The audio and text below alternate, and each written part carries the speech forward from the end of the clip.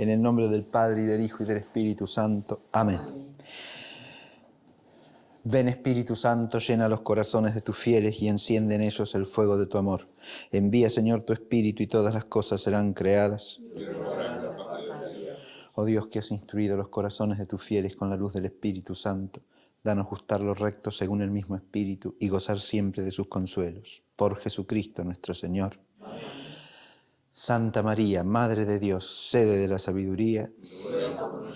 San Juan Bautista. En el nombre del Padre, y del Hijo, y del Espíritu Santo. Amén.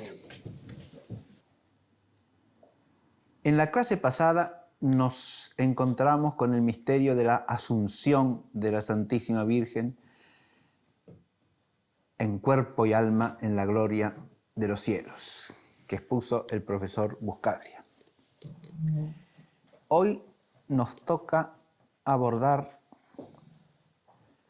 el tema de María como intercesora, mediadora, abogada nuestra,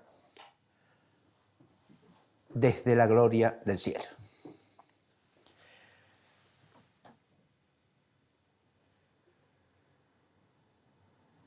Voy a trazar primero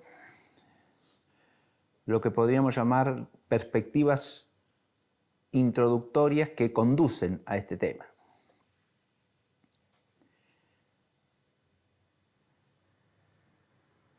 Cuando contemplamos a María, contemplamos, lo dijimos desde el comienzo en este curso, una obra de Dios.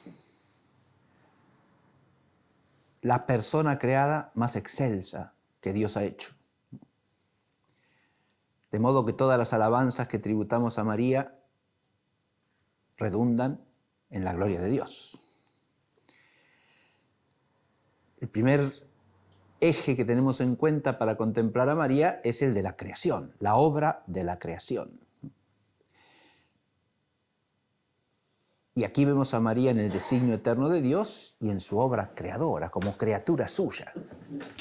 Esto es lo que reluce en los misterios de su maternidad divina, que es para lo cual Dios la creó, y de su concepción inmaculada. Pero ya en la concepción inmaculada empieza a aparecer otro misterio. Además de la obra creadora, tenemos la obra redentora. Cuando contemplamos los efectos de Dios, tenemos primero la obra de la creación y todo el orden que llamamos orden natural, ¿verdad? Y luego la obra de la redención. En la obra de la creación también va el orden sobrenatural, porque Dios creó todas las cosas para un fin sobrenatural. Y por eso en el origen está la justicia original y la gracia del origen. Esa es la que pierde la humanidad por el pecado de Adán. Y de ahí viene la necesidad de la redención y de la salvación. Por eso tenemos la obra salvífica. Y hemos contemplado también a María desde la obra de la salvación. En cuanto a su concepción inmaculada, de nuevo, a su plenitud de gracia recibida de Cristo Redentor. Y en cuanto a su participación materna, como dijimos, en la obra redentora de su Hijo, Jesucristo el Señor. En cuanto partícipe de la obra redentora. Dijimos al hablar de eso que hay maneras teológicas distintas de concebir esa participación, que ya son cuestiones especulativas, ¿verdad? En este curso estamos tratando de hacer énfasis en lo que es dogmático, en lo que es de fe, lo cual no quita la importancia de las cuestiones especulativas, de todo lo que es opinable, ¿no? Que permite profundizar el misterio de la verdad de fe, pero no debe confundirse con ella.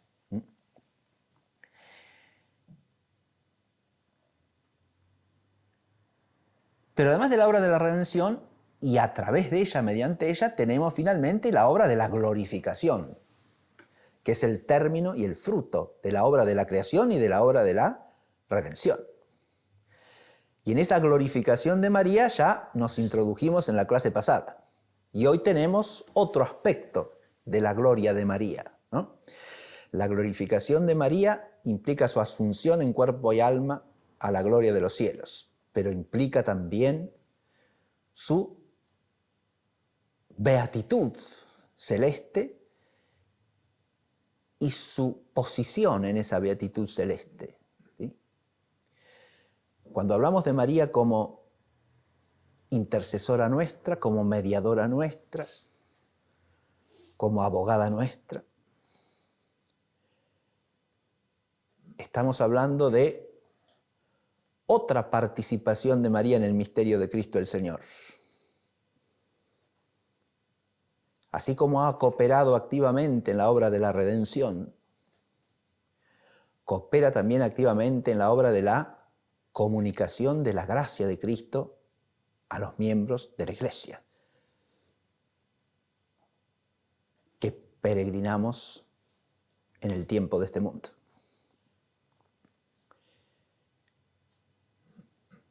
Acá tenemos un aspecto del misterio de María que hay que inscribir en dos verdades de fe,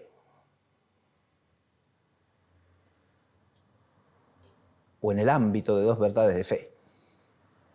Esta es la otra línea que tenemos que tener en cuenta. La primera es la de la comunión de los santos, que profesamos en el credo.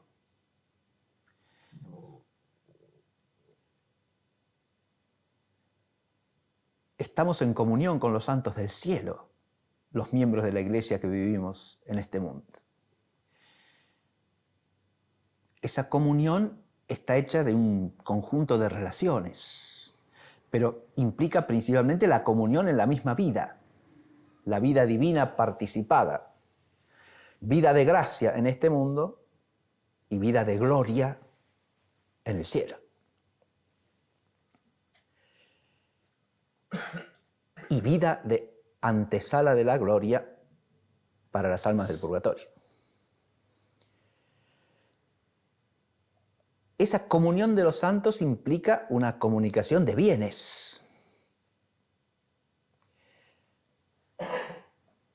Si estamos en comunión con todos los santos del cielo, de una manera eminentísima estamos en comunión con la Madre de Jesucristo, nuestro Dios y Señor. De una manera eminentísima, ¿por qué? Y porque ella preside a todos los santos del cielo. En la tradición de la fe de la Iglesia la reconocemos como la reina de los cielos. Jesucristo nuestro Señor es el Rey universal, ¿verdad? Y su madre es la reina de los cielos.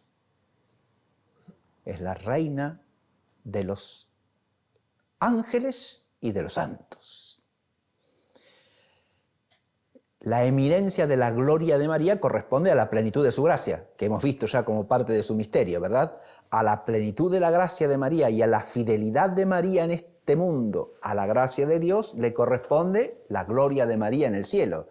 Y así como su gracia es la gracia mayor en persona creada, sobre todos los ángeles y los santos, su gloria también es la mayor por debajo de la de Jesucristo el Señor.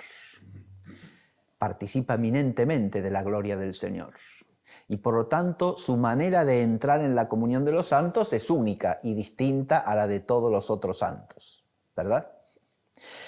Desde aquí ya vamos ingresando, digo, esto es para aproximarnos al misterio, no para entenderlo en sí mismo, sino para ubicarlo en el ámbito al que pertenece. Pero adviértase que esa verdad de fe fundamental de la comunión de los santos que profesamos en el credo es un marco de la verdad acerca de la mediación eminente de María como Madre de Dios desde el cielo sobre todos los miembros de la Iglesia. En esa comunión de los santos hay un misterio particular que profesamos en la fe, y es el de la intercesión de los santos. A este respecto voy a leer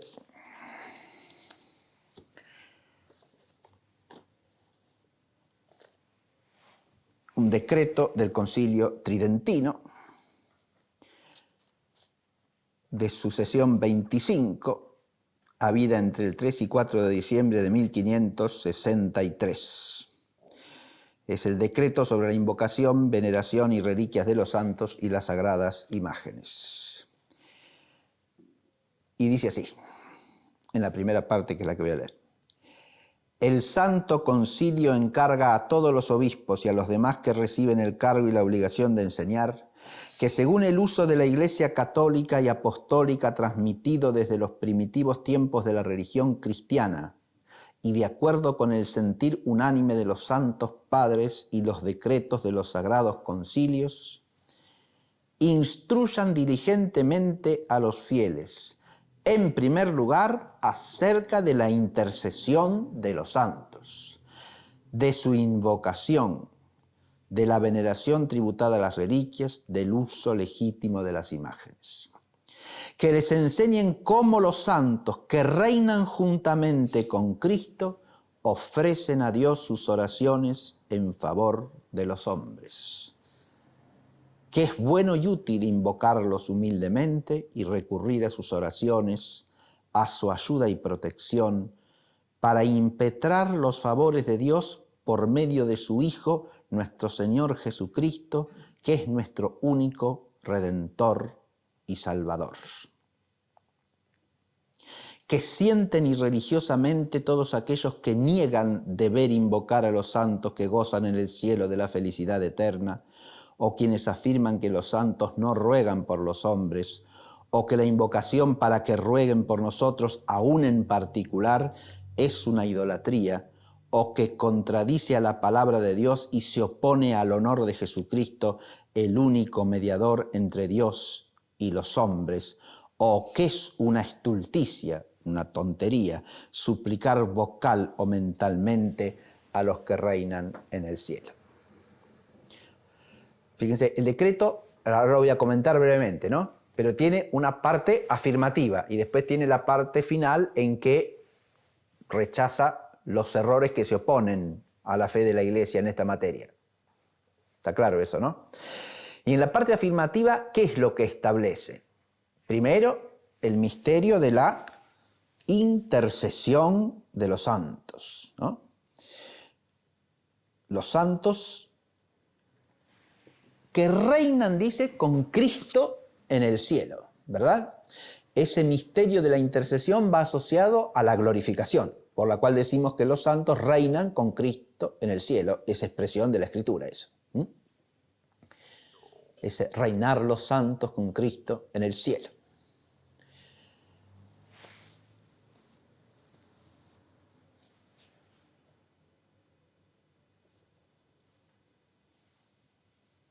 Y estos santos que reinan con Cristo en el cielo, dice, elevan sus oraciones, ofrecen sus oraciones en favor de los hombres. En favor de los hombres, en beneficio de los hombres. O sea que es una intercesión benéfica. ¿Qué es lo que impetran con su intercesión? ¿Qué es lo que obtienen con su ayuda y protección? Obtienen, según el texto, los favores de Dios por medio de su Hijo, nuestro Señor Jesucristo, que es nuestro único Redentor y Salvador. Toda esa gracia que impetran es la gracia de Cristo Jesús el Señor, que es nuestro único Redentor y Salvador, dice el decreto tridentino, ¿no?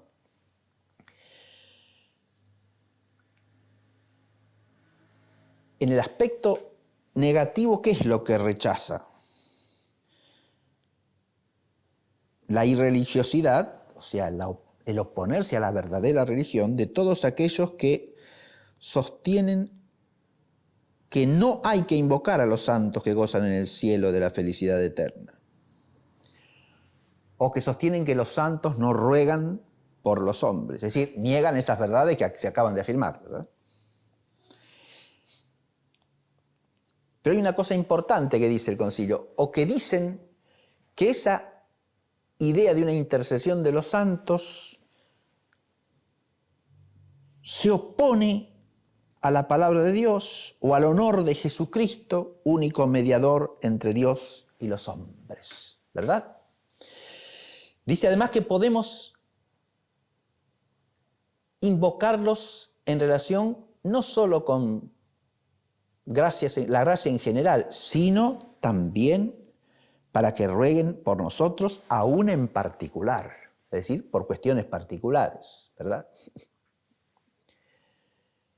Que los santos conocen precisamente en la luz de la gloria. No las conocen como las conocemos nosotros, pero las conocen en la luz de la gloria.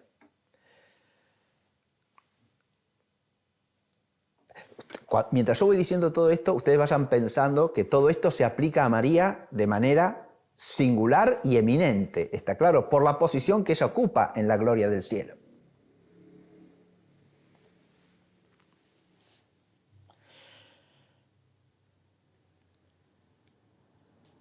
Pero rechaza también el concilio aquí el error de sostener que esa intercesión de los santos se opone a la fe en Jesucristo, único mediador entre Dios y los hombres. No se opone en absoluto, porque no acudimos a los santos como si fueran el Salvador y Redentor nuestro Jesucristo el Señor, sino como a aquellos que por ser redimidos y salvados por Cristo, por haber sido vivificados por su gracia y haber obtenido por la fidelidad a esa gracia y por la perseverancia en la gracia y en la fe, la esperanza y la caridad a través de su vida entera, han obtenido el premio de la gloria. A esos, en la comunión de los santos, acudimos como a hermanos nuestros que ya han alcanzado la beatitud, para que comunicando con nosotros en el misterio de la gracia, es decir, en el misterio del amor de Dios que se nos ha manifestado y dado plenamente en su Hijo único Jesucristo el Señor, el Verbo encarnado, en esa comunión del amor, intercedan por nosotros. Actúen como intercesores de esa gracia que viene ¿de quién? De Cristo, que es la única cabeza de toda la Iglesia, que es su cuerpo.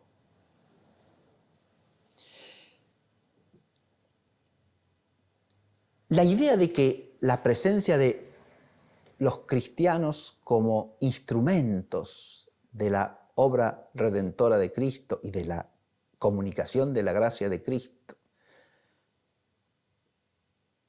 pueda menguar la gloria y el honor de Cristo como único Redentor y Salvador, es una idea absurda en el ámbito de la fe. Absurda contra la fe, ¿por qué? Porque implica la negación del misterio teándrico, es decir, de la divinización de los hombres, que al ser transformados por la gracia de Cristo, en nuestro ser y en nuestro obrar, somos hechos instrumentos de la obra salvífica. Somos hechos miembros de su cuerpo, según la expresión vigorosísima de San Pablo, ¿no? Somos hechos, así como los miembros del cuerpo son instrumentos de la inteligencia y de la voluntad, ¿no? Ahí está la analogía, ¿se entiende? Nosotros, como unidos a Él vitalmente, somos instrumentos suyos. Y eso no quita nada, ni a la gloria ni al honor de la cabeza. Al contrario, porque es su fruto excelso, le da gloria y le da alabanza. ¿Se entiende? La no transfiguración, la no comunicación intrínseca de la gracia a los miembros del cuerpo implicaría una especie de impotencia de Dios para santificar, ¿no? ¿Se entiende? que es el error en que cae el extrinsecismo protestante en general, contra el que está yendo este decreto del Concilio Tridentino.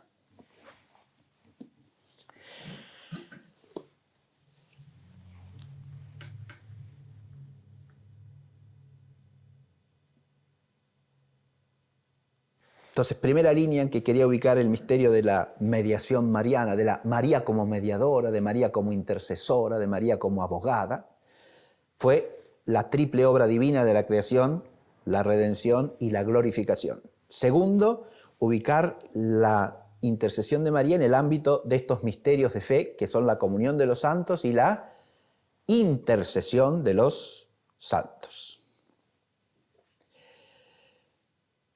Lo tercero que quiero hacer muy brevemente es ubicar este misterio en relación con los anteriores que hemos visto, ¿no? Hay uno que ya nombré en relación con este, es fundamental para entenderlo, ¿no? Porque cuando entramos en la contemplación de la glorificación de María Santísima, de la gloria de María, de la beatitud eterna de la Santísima Virgen María, Madre de nuestro Señor Jesucristo, nuestro Dios y Señor, el primer misterio que viene a la cabeza como congruente con este es el de la plenitud de gracia de María. ¿Es claro esto o no? Es decir, siendo ella como persona creada la que recibe una plenitud de gracia sobreeminente, su gloria será congruente con esa plenitud de gracia que ha recibido.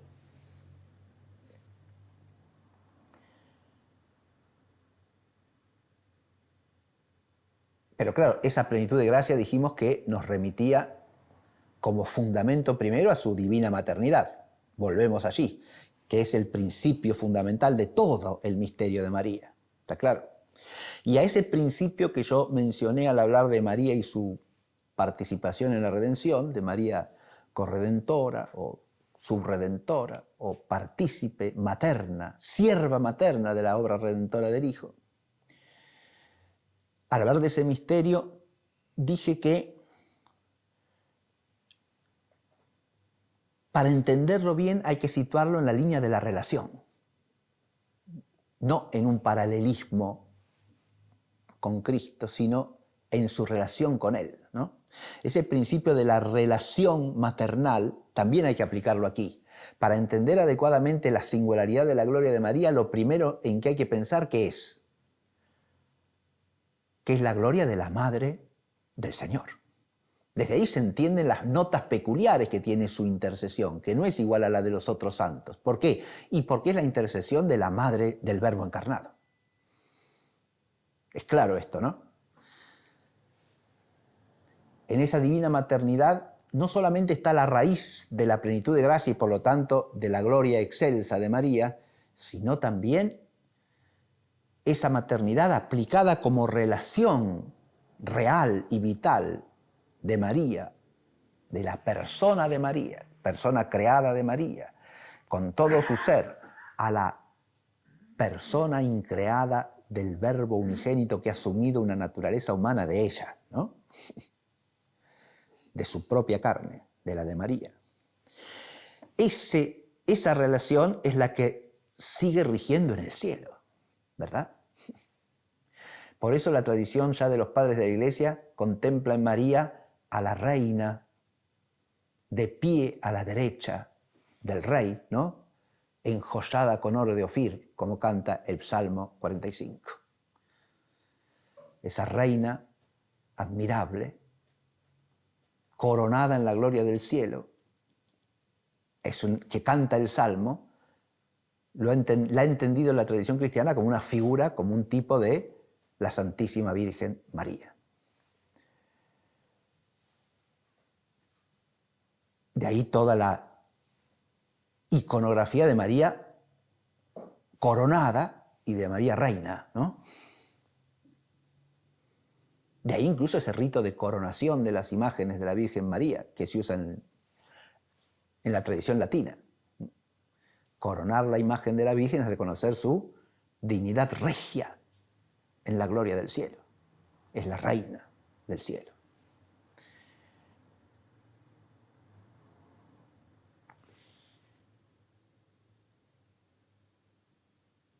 El otro misterio con que este se relaciona directamente es el misterio de la participación de María en la obra redentora, ¿no? Evidentemente. ¿Por qué? Porque si al recibir la gracia de Cristo, por esa gracia inhabitante en ella, participa con íntegra fidelidad en el designio redentor por el cual su Hijo ha de subir a la cruz para redimir al mundo, si por esa plenitud de gracia y por esa concepción inmaculada se ha hecho digno habitáculo del Verbo encarnado, ¿no? Con una dignidad congrua, ciertamente, siempre, congrua, no de condigno, sino congrua, como dicen bien los teólogos, ¿no?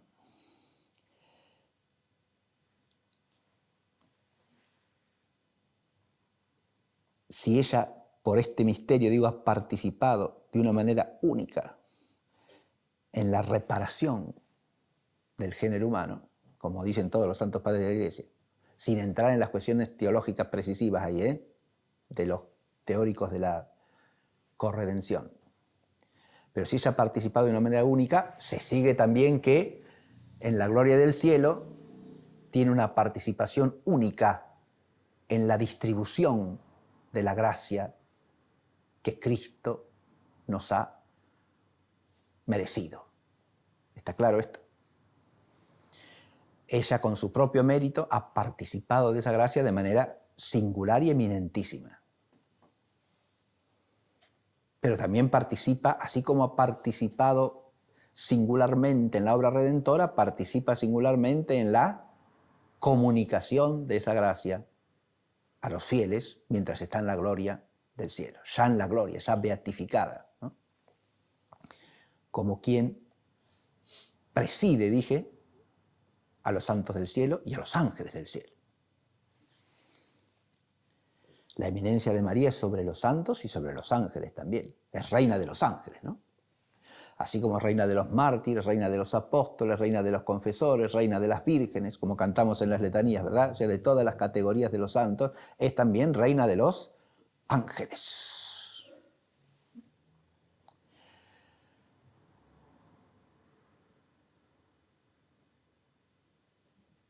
Y por último, la asunción de María nos muestra la singularidad también de su glorificación.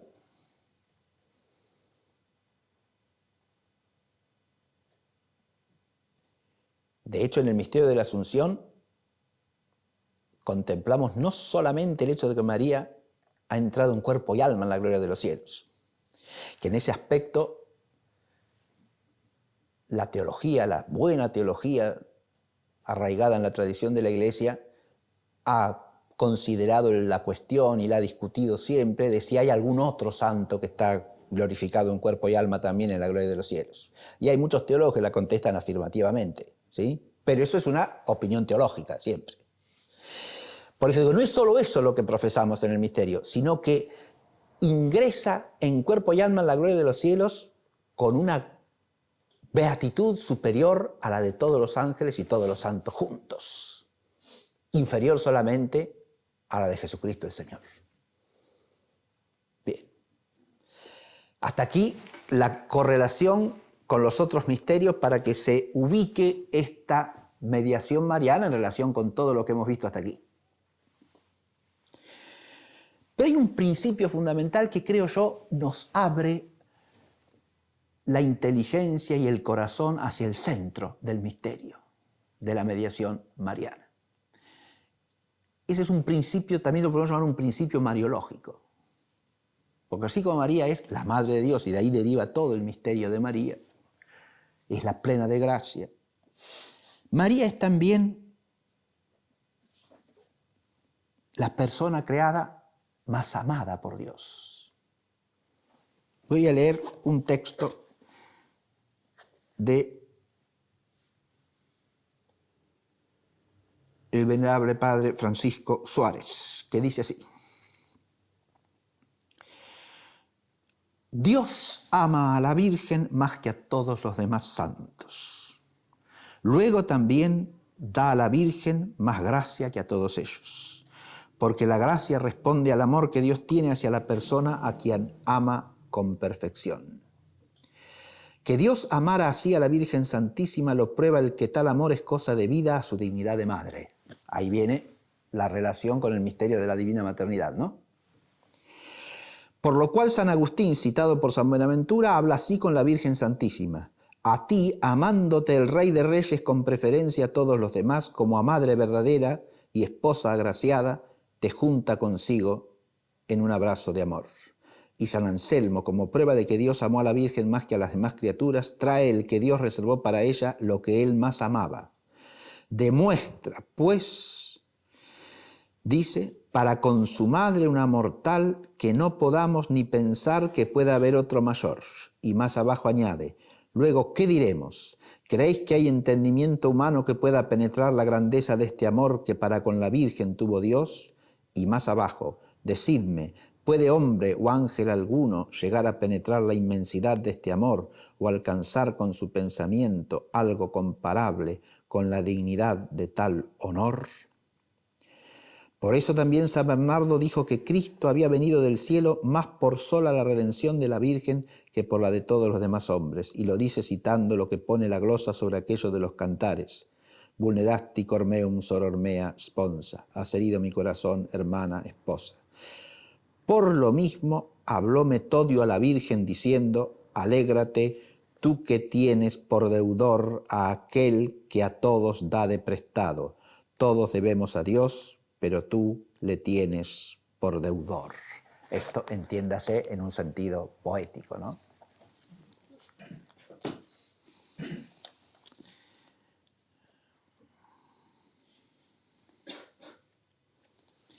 Este es un misterio que, este principio, digo, del ágape divino para con María, que está presentado aquí en su raíz, que es el amor de Dios hacia María. Hay que verlo ahora más completo, según una perspectiva total de la teología del ágape.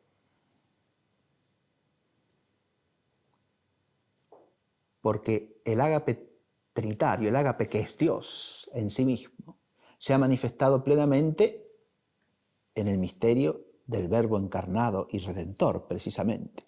Tanto amó Dios al mundo que le envió a su Hijo para que el mundo fuese salvo por medio de Él. Por eso Jesucristo es la epifanía del ágape divino, según la expresión paulina que usa el padre Ruta en su teología. Epifanía del ágape divino. Plena manifestación, manifestación triunfal del ágape divino. Pero además, en Jesucristo, que es verdadero Dios y verdadero hombre, habita la plenitud del ágape participado. Este es un aspecto de la cristología que hay que tener en cuenta para llegar a María. Y el amor que hay en María hacia Dios y hacia los hombres. Partimos del amor de Dios, del amor de la Santísima Trinidad. Ese amor es idéntico al ser mismo de Dios, ¿está claro?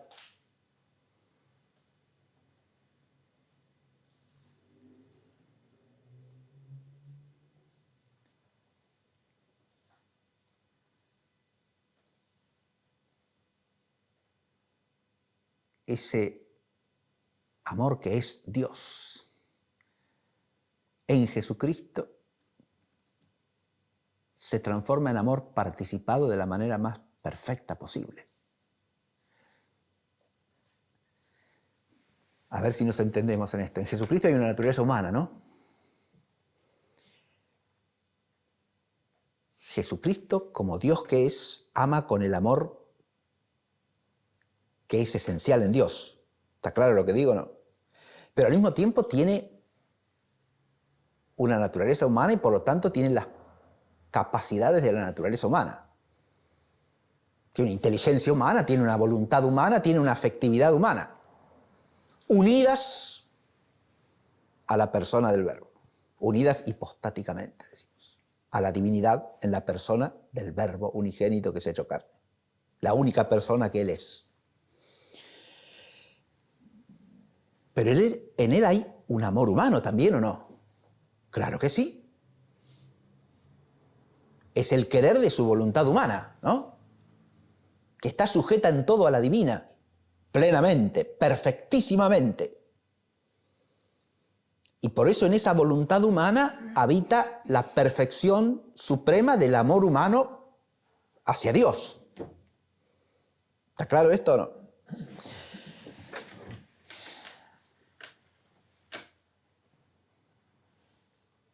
En el himno del Sagrado Corazón que cantamos tradicionalmente nosotros acá en Argentina, se dice eso, ¿no? Que en el corazón de Jesucristo habita todo el amor que el mundo tiene a Dios, ¿no? Todo el amor que el mundo tiene a Dios. Ese es el amor ascendente, digamos, el amor que es respuesta al amor de Dios. Esa respuesta al amor de Dios con amor nos es posible gracias a ¿qué? A Jesucristo el Señor, que es la fuente y el modelo de todo el ágape participado. ¿Se advierte esto que digo? Si hay criatura humana que puede corresponder a Dios con un amor fiel,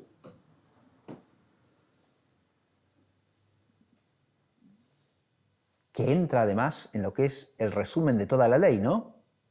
Amar al Señor, amarás al Señor tu Dios con todo tu corazón, con toda tu alma, con todas tus fuerzas, por sobre todas las cosas, y a tu prójimo como a ti mismo. Pero ese amor a Dios por sobre todas las cosas se nos hace posible por la gracia de Cristo, ¿o no? Que nos hace partícipes de ese amor con que Él ama a Dios. Se ve esto, ¿no? Ahora bien, por debajo del amor con que Cristo ama a Dios, está el amor con que María ama a Dios, ¿no? Pero de una manera única también. ¿Por qué? Porque ese amor de María a Dios es el amor de la madre a su hijo unigénito, que es Dios, ¿o no? ¿Se advierte esto? Por eso el amor maternal de María a Jesucristo es la más elevada y perfecta participación del ágape divino por debajo del amor con que la humanidad de Cristo ama a Dios.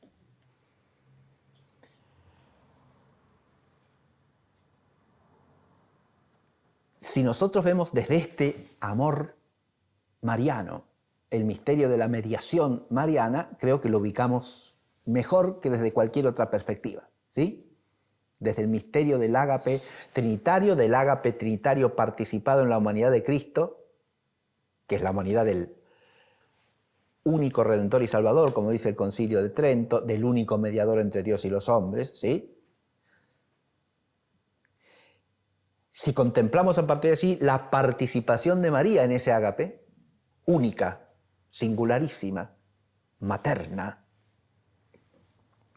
por la cual ella ama a Dios amando a su Hijo Jesucristo el Señor. Y amando a Jesucristo ama a ¿quiénes? A todos los cristianos, a todos los que llevan el sello de Cristo. ¿Está claro? Y ama a todos los hombres para que sean de Cristo. También, ¿sí?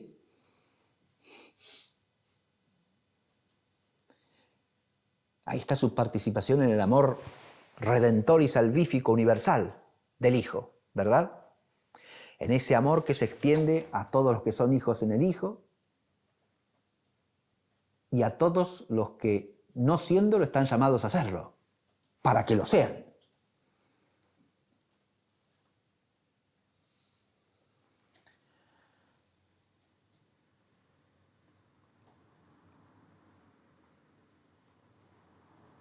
Ese amor alcanza en María su plenitud, ¿cuándo? ¿En la vida terrena? No, sino en la vida gloriosa. ¿Por qué? Porque solo en la vida gloriosa se da aquello que dice la Escritura, ¿no? Entonces seremos semejantes a Él porque le veremos tal cual es. Y a la visión beatífica como plenitud del conocimiento que se inicia en la fe, le corresponde el ágape beatífico como plenitud del ágape que se inicia en este mundo, ¿sí? El ágape, dice Pablo, es lo que permanece, ¿no? Porque la fe se transforma en visión, la esperanza se transforma en el gozo del término, pero el ágape permanece, ¿no? Pero permanece transfigurado, ¿o no? Claro, sí, permanece plenificado, alcanza su plenitud real en la visión de Dios, en el gozo de la patria celeste, de la Jerusalén celestial. Que en María tiene el anticipo de su realidad definitiva, atención, porque María está asunta en cuerpo y alma en la gloria del cielo, está resucitada en la gloria del cielo, participando de la plenitud de la gloria de Cristo.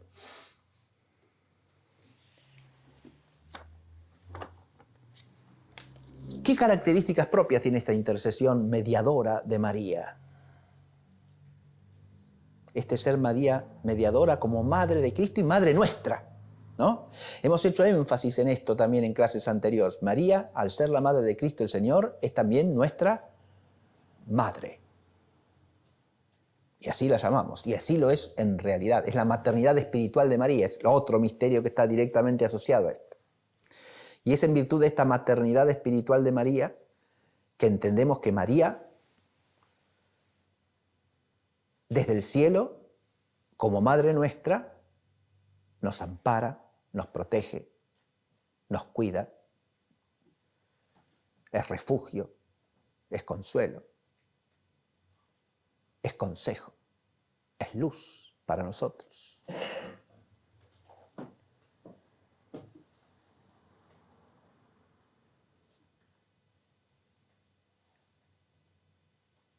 Es medianera de la gracia. ¿Qué carácter tiene esta mediación? ¿Qué notas propias que la singularizan como mediación celeste? Primero que todo, decimos que esta mediación es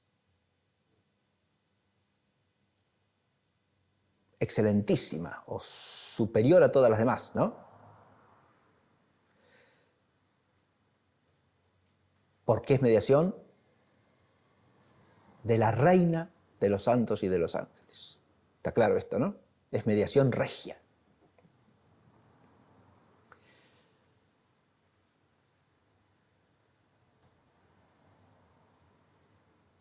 Aquí entra toda la reflexión de los santos y de los teólogos acerca de cómo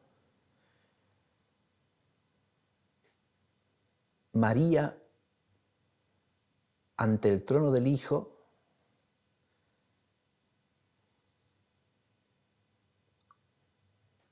está en un diálogo único con el Hijo, de manera tal que, como decía esa expresión que citó Suárez en el texto que yo leí, de alguna manera sus peticiones son como cierto mandato, ¿no? Eso entre comillas, digo, porque está dicho poéticamente. Porque ella, siendo la sierva de Dios, como es, ante Dios tiene esa actitud siempre, y ante su Hijo también, ¿no? La actitud de la sierva fiel. Pero esta sierva fiel es la madre y es la reina, ¿sí? Y entonces intercede con una intercesión poderosa, eficacísima, decimos, ¿no? Ahí está la eficacia suprema de la intercesión de María, por ser la intercesión de la reina de los cielos. Es mediación universal también, decimos. ¿Qué quiere decir eso? Eso es lo que decimos en la expresión medianera de todas las gracias, ¿no? Es universal. Mientras que lo de los santos en general puede ser particular, sobre alguna gracia. La de María es sobre todas las gracias. Por eso esas expresiones que dicen que María es el acueducto o el cuello también, por el cual la gracia de la cabeza desciende al resto del cuerpo, ¿no? Esas expresiones indican que hay una intercesión de María que es de alcance universal. De nuevo, ¿por ser quién? Por ser la única reina, por ser la madre del Señor, que es la cabeza, y de todos los miembros, ¿sí? Por eso, estas peculiaridades de la intercesión de María se cifran bien si decimos que su mediación es una mediación maternal, ¿no? Al decir esto, y entendiendo bien la maternidad divina de María, entendemos todas las otras perfecciones que tiene su mediación.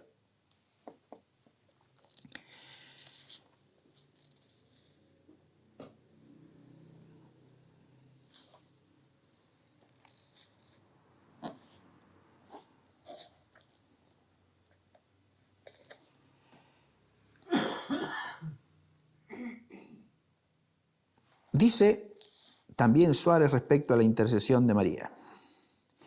Hay que decir en primer lugar que la bienaventurada Virgen María ruega e intercede por nosotros en el cielo. Esto es de fe por el común sentir de la Iglesia y por la tradición. Al decir esto está reproduciendo lo que dice el decreto del Concilio de Trento. Releo el comienzo del decreto, ¿no? Que se refiere a la intercesión de todos los santos, pero aquí lo aplica María.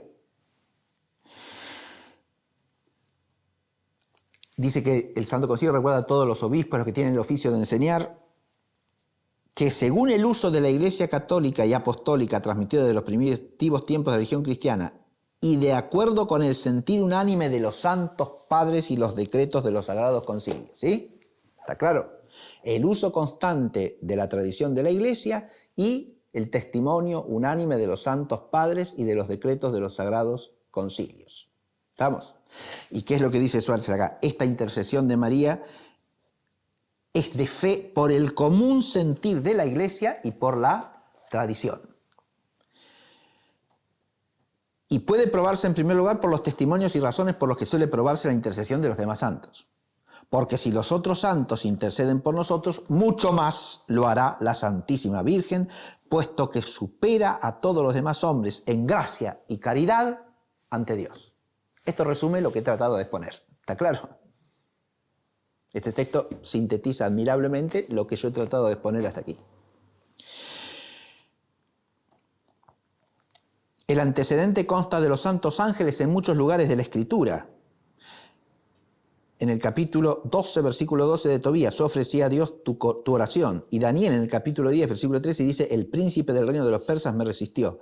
Y en el Apocalipsis 8, versículo 4 se lee, ascendió a Dios el humo de los perfumes de las oraciones de los santos por medio del ángel. Ahí está un fundamento escriturario de la intercesión de los santos y de los ángeles, ¿está claro? Que además es congruente con la totalidad del misterio que enseña la Sagrada Escritura, ¿eh? La mediación de los ángeles y de los santos es congruente ¿con qué? Con la mediación profética que constituye el pueblo de Dios, con la mediación de la hagiografía, con la mediación de la realeza israelítica, es decir, con la mediación sacerdotal. Dios se vale de mediadores, ¿no? Humanos a los que unge, eleva, transforma con su gracia para que sean instrumentos activos de su obra salvífica. ¿Está claro o no? Y eso pasa también con los santos del cielo y con los ángeles del cielo. Y la Escritura lo atestigua amplísimamente. ¿Está claro?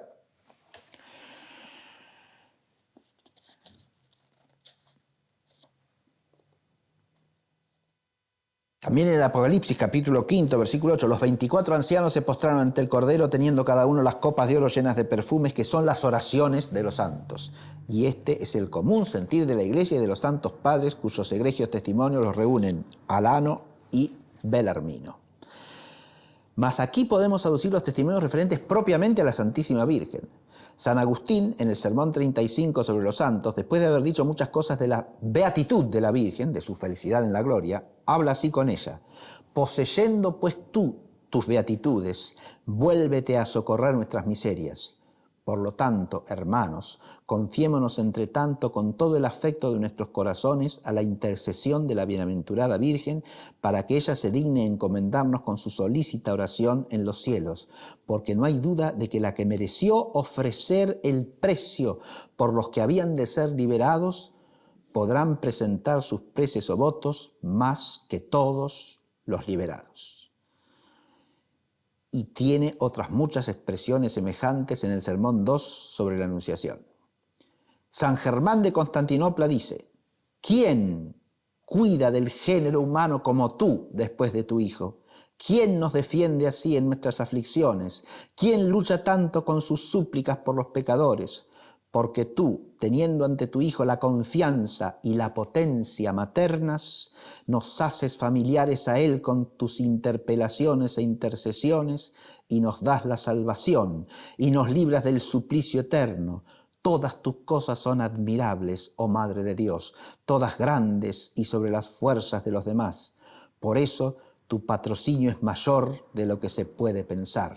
Y termina diciendo luego: poderoso es pues, oh Madre de Dios, tu auxilio para la salvación, y no necesita de ningún otro intercesor ante Dios. Con esta última palabra, Clara Suárez no excluye a Cristo, a quien comprende con razón con el nombre de Dios, ni excluye la intercesión de los demás santos, sino que solamente enseña que la Virgen no se vale de otros santos como de intercesores ante Dios, sino que más bien otros acuden a la intercesión de la Santísima Virgen.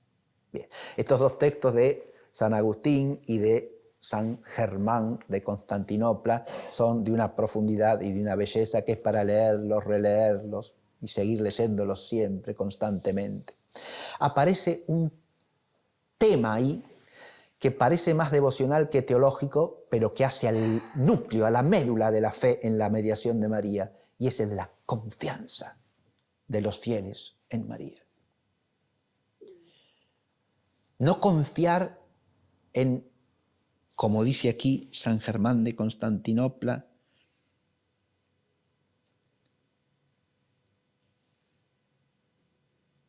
en la potencia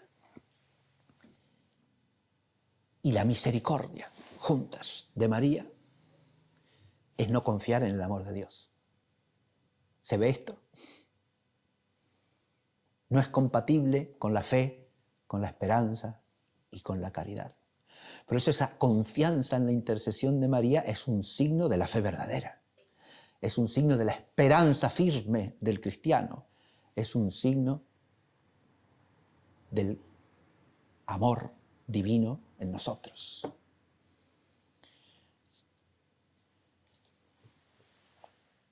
El acogernos al amor de Jesucristo el Señor es inseparable del confiar en la mediación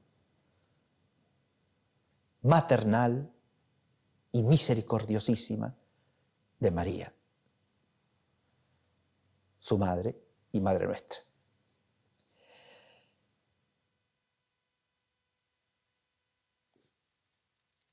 Para terminar esta clase, lo único que quiero añadir es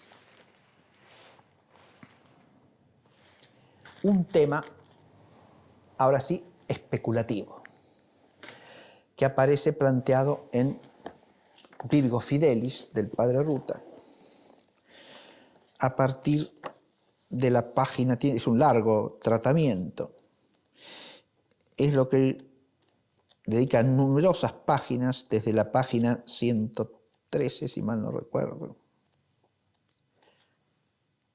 112, perdón, la sacramentalidad instrumental de María. La sacramentalidad instrumental de María.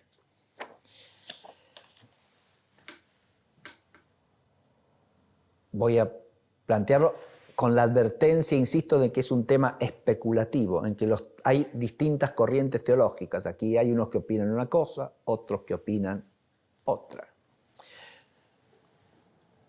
La cuestión es, primero que nada, todo el planteo presupone una noción clara de lo que es la causalidad instrumental, ¿no? El tema de la causalidad instrumental se inscribe en la cuestión de la causalidad eficiente, ¿sí? Esto muy brevemente lo recuerdo en general, ¿no? La causalidad eficiente es la causalidad que da origen al ser de algo, ¿no? Que hace ser algo. Cuando hablamos de causas eficientes, distinguimos metafísicamente, primero que nada, la causa primera, que es solo Dios, de las causas segundas, ¿no?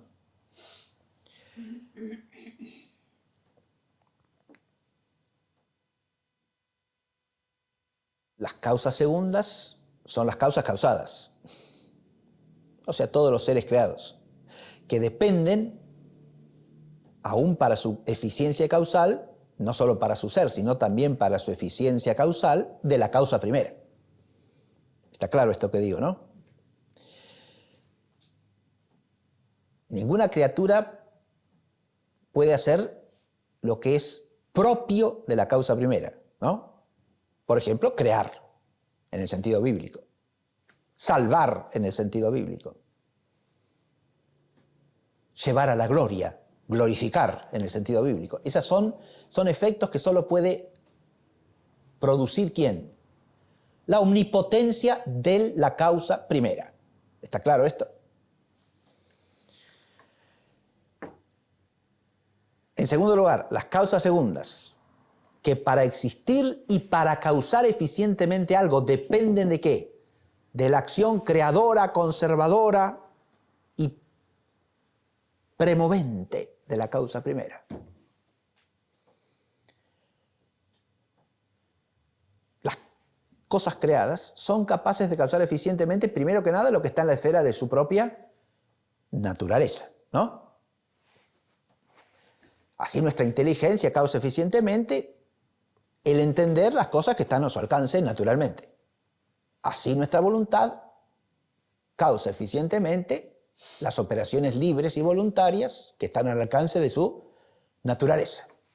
El querer el bien según su naturaleza. Es claro esto, ¿no? Y nuestras potencias inferiores lo mismo, causan eficientemente, bajo el régimen racional de la inteligencia y de la voluntad, lo que pueden causar eficientemente. Si yo tomo este vaso con mi mano y lo levanto, he causado eficientemente un efecto, ¿verdad?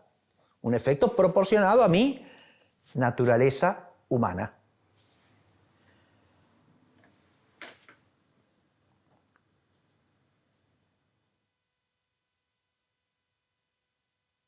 Cuando pasamos de la eficiencia natural a la eficiencia sobrenatural,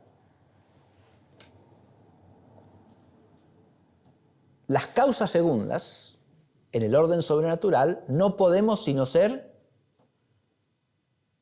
causas eficientes instrumentales, nunca causas eficientes segundas principales, porque la causalidad principal es del efecto adecuado a la naturaleza. ¿Está claro esto que digo también? Yo no puedo causar eficientemente como causa principal un efecto sobrenatural. Esto es ya lo que tiene que ver con nuestro tema, a ver si me explico. Si un santo intercede para que la gracia de Cristo llegue a nosotros, ¿no? ¿Está siendo instrumento de un efecto sobrenatural o no? ¿Puede ser él la causa segunda principal de ese efecto? No, señor. Puede ser causa como causa eficiente instrumental, instrumento de la causa primera, que es la única que puede comunicar gracia. ¿Es claro esto? Bien. Por eso ahí hablamos en teología de una causalidad instrumental. Y el Padre Lutero habla de una instrumentalidad sacramental que pertenece al misterio sacramental de la Iglesia, de Cristo, de la Iglesia y de los cristianos, ¿no? Y se aplica esto a María, claro. ¿Se entiende? Una causalidad instrumental en el misterio sacramental. Fíjense que en todo el misterio sacramental, empezando por Cristo mismo,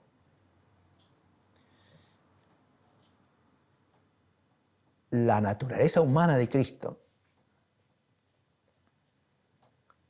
si opera en relación con un efecto sobrenatural, opera como instrumento ahí personalmente unido a la divinidad. ¿Está claro o no?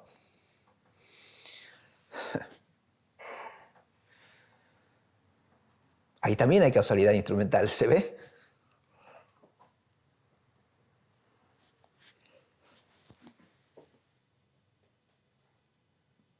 Por los méritos de la humanidad de Cristo somos redimidos, ¿no?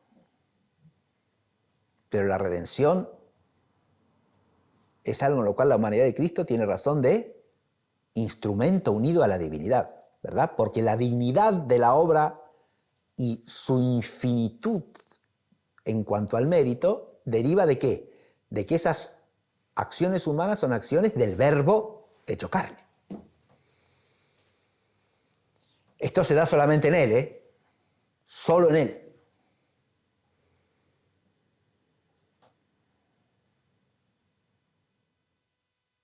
Porque en Él el orden de la causalidad segunda está unido hipostáticamente a la causalidad primera. Claro. En el caso de las personas que reciben la gracia de Cristo, empezando por María Santísima, la toda agraciada, ¿no? La agraciadísima, como la saluda el ángel, que es Jaritomén, ¿sí?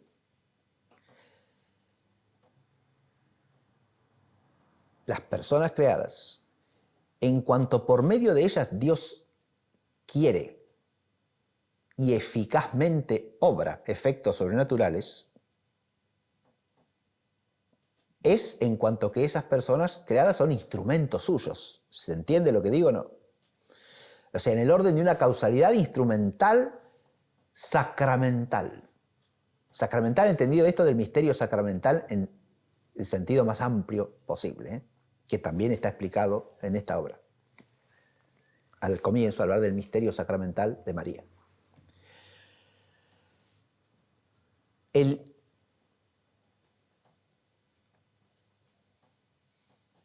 Ahora bien, no quiero alargarme mucho en esto porque dije que iba a ser breve, pero como es una cuestión, fíjense, hasta aquí habíamos puesto, yo quiero que se distinga bien, y en este tema me sirve de ejemplo claro de esto, ¿no? Lo que es la fe de la Iglesia, de lo que es una cuestión teológica especulativa en la que se puede opinar una cosa u otra, ¿no? Para llegar a plantear la cuestión estoy haciendo una serie de preámbulos en los cuales no se entiende ni siquiera de qué trata la cuestión. ¿Es claro esto que digo o no?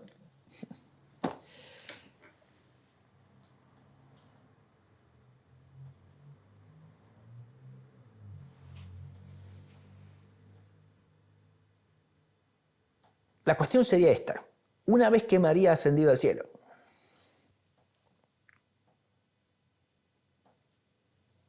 y ha alcanzado la plenitud de gloria que le corresponde a su plenitud de mérito, ¿no? Plenitud de mérito que depende sobrenaturalmente de su plenitud de gracia, ¿está claro? Y de su fidelidad al don de la gracia. Se advierte. Fidelidad que es don de la gracia también. Esa fidelidad de María, que es la raíz de su constante mérito, alcanza su fruto en la participación de María en la gloria de Jesucristo el Señor. Una vez que María está en el cielo, sabemos que tiene cierta razón de causa eficiente de nuestra propia salvación como mediadora de las gracias, ¿o no? También en el cielo. Ahora viene la cuestión teológica. En esa mediación, desde el punto de vista de la causalidad eficiente, María actúa con causalidad eficiente moral o con causalidad eficiente física. ¿Qué quiere decir esto? Esta es la discusión teológica, ¿sí? Yo no voy a detener mucho en esto, se los quiero presentar el problema. Los remito a la lectura del texto del padre Ruta, ¿sí? Que está ampliamente discutido esto, extensamente expuesto. Él sostiene la tesis de la instrumentalidad eficiente física. Le parece mejor, le parece más congruente con todo el misterio. Lo que se llama la tesis tomista, ¿sí? En realidad es la tesis de una parte de la tradición tomista, no tomista sin más, ¿eh? ¿Qué es participación física en la causalidad eficiente, instrumental, sobrenatural? O sea, en la instrumentalidad sacramental. Que es toda la naturaleza de María la que de alguna manera se hace presente en el efecto, incluido su cuerpo glorificado, ¿sí?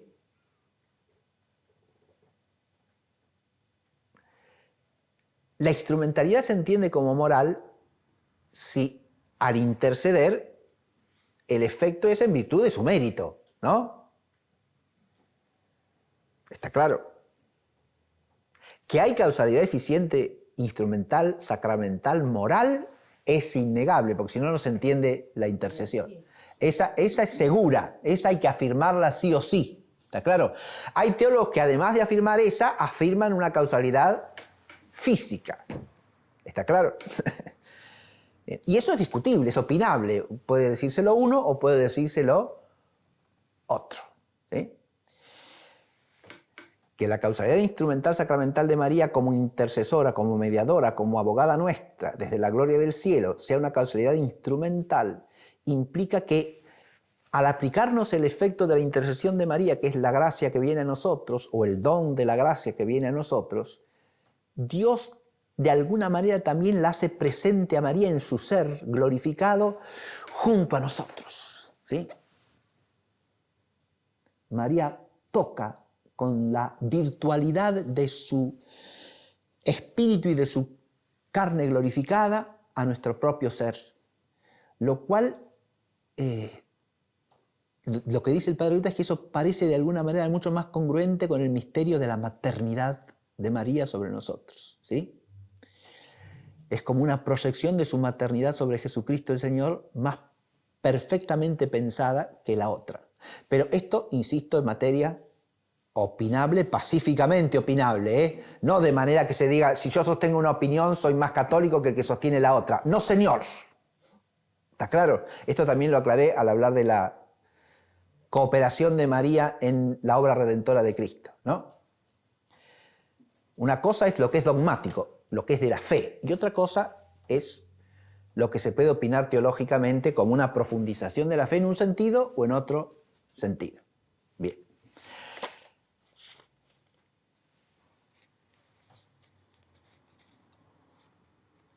Cuando se pregunta el padre Ruta si hay algún fundamento bíblico de este carácter físico de la instrumentalidad sacramental de María desde el cielo, ¿no?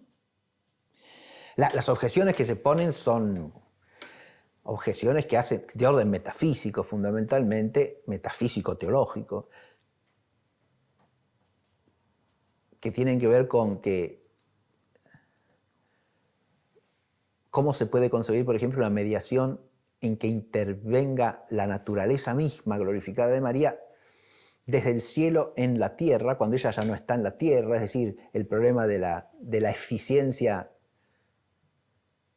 indistancia, como se dice en el vocabulario escolástico, ¿no? No hay contacto físico, digamos, entre María y nosotros, ni proximidad física.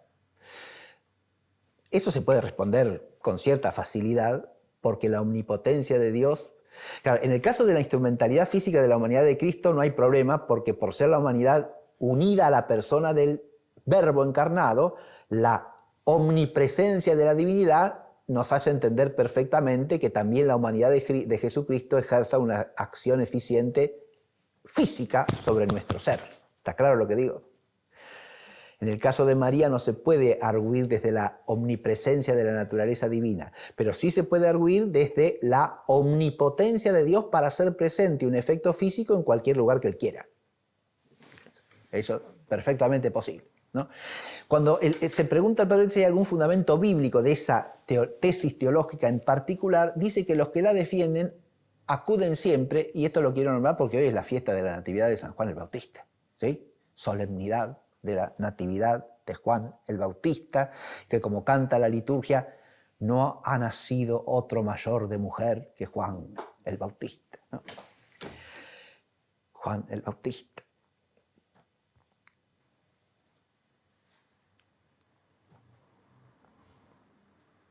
El precursor. Y alude al texto de la visitación. El propio Suárez, que sostiene la causalidad deficiente moral, no física, de la Santísima Virgen en su mediación intercesora, dice que alguna eficacia física de María sacramentalmente puede darse, como en el caso de la santificación de Juan en el vientre de Isabel, ¿sí?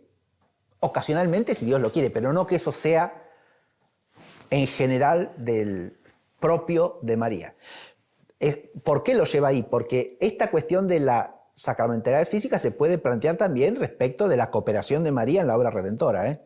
No solamente mientras vive en el mundo, no solamente mientras está en el cielo. Cuando se habla de la eficiencia física de María glorificada, hay dificultades especiales desde el punto de vista teológico-metafísico, como dije, ¿no? Claro que en ese caso se puede volver a plantear la duda o el problema. No es que no se puede sacar como dato escriturario. Uno puede en cierta exégesis entender que hay una mediación del ser físico de María sobre esa gracia que conmueve al Bautista en el seno de su propia madre, de Isabel, ¿no? ¿Se entiende? Pero puede remitirlo exclusivamente a la presencia de Jesucristo el Señor, ¿no? Claro que Jesucristo ahí va en el seno de su madre, ¿no? Y entonces es junto con ella que ejerce ese influjo, ¿no? De su presencia real, divino-humana, en el Bautista, que la tradición de los padres de la Iglesia entiende siempre como la santificación de Juan el Bautista, ¿no? En ese momento el Bautista recibe la gracia. A partir de allí el Bautista queda santificado, ¿verdad? Es el efecto que nosotros recibimos en el bautismo, ¿no? El Bautista lo recibe allí. Bien. Con esto ya podemos... Sí, ¿cómo no? Cristo de María. Claro, de Cristo y de María puede decir uno, ¿no? Claro, ahí que la gracia viene de Cristo es indubitable, eso no cabe la menor duda.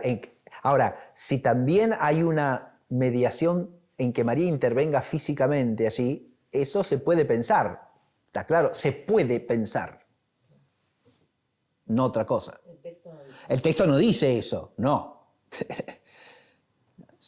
El texto no dice eso. La cuestión especulativa no está en el texto, ¿sí? Uno puede apoyarse en el texto interpretándolo de cierta manera para abonar la tesis, pero no es que sea un dato bíblico eso, ¿eh? ¿Está claro? Eso tampoco.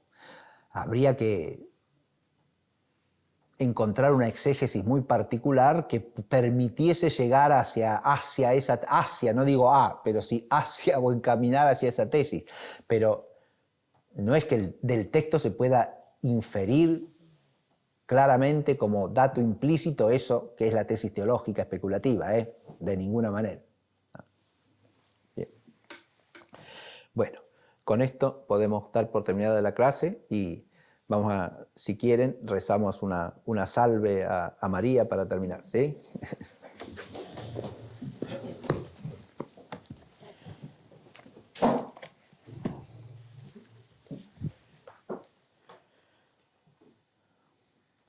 En el nombre del Padre, y del Hijo, y del Espíritu Santo. Amén.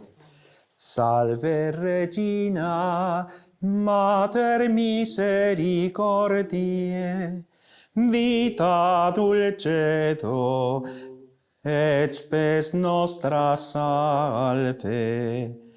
Ad te clamamus, exules filii Eve.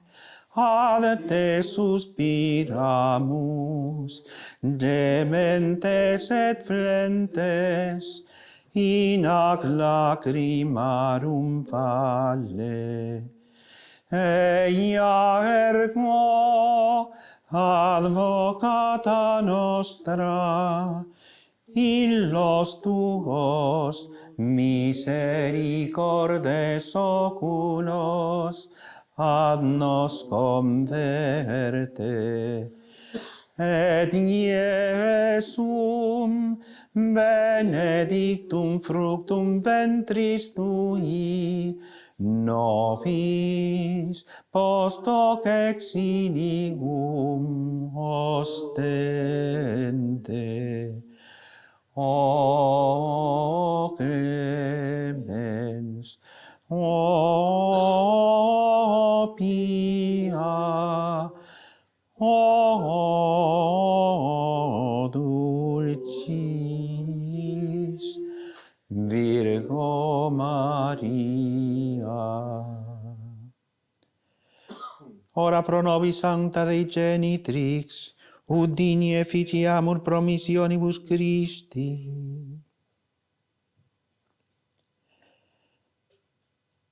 In nomine Patris. Amén. Muy bien. Por favor.